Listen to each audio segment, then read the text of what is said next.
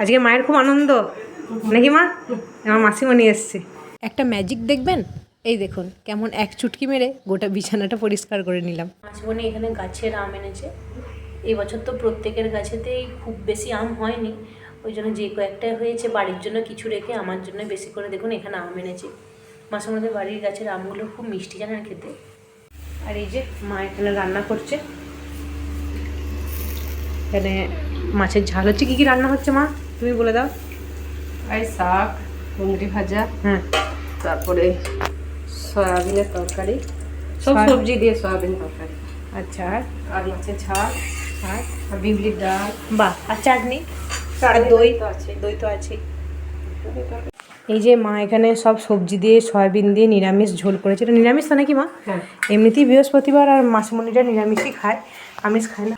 এছাড়া এখানে আছে, এখানে এই যে কুন্দি ভাজা করেছে, আর এখানে ডাল, মাছের ঝাল হচ্ছে, আর দই চাটনি তো ফ্রিজে আছে। এটা কি বাড়ছো না? ডালে ডুবো জিরে বাড়ছে, জিরে আর তেজপাতা। এটা বিউলির ডালে দেবে? বিউলির ডালে দেবে।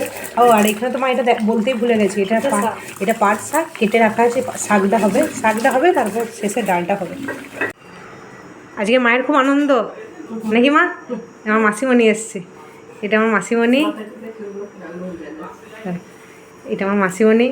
এই যে, আর এই যে এখানে আমার মা রান্না করছে, আর মা এখানে মাসিমণি দাঁড়িয়ে দাঁড়িয়ে দেখছে।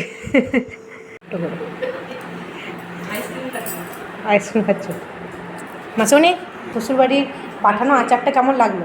ভালো লাগলো, খুব ভালো হয়েছে আচারটা। ভালো। মাকে বলো তাহলে নাকি ভালো হয়েছে খুব। আর মাছটা আরো ভালো।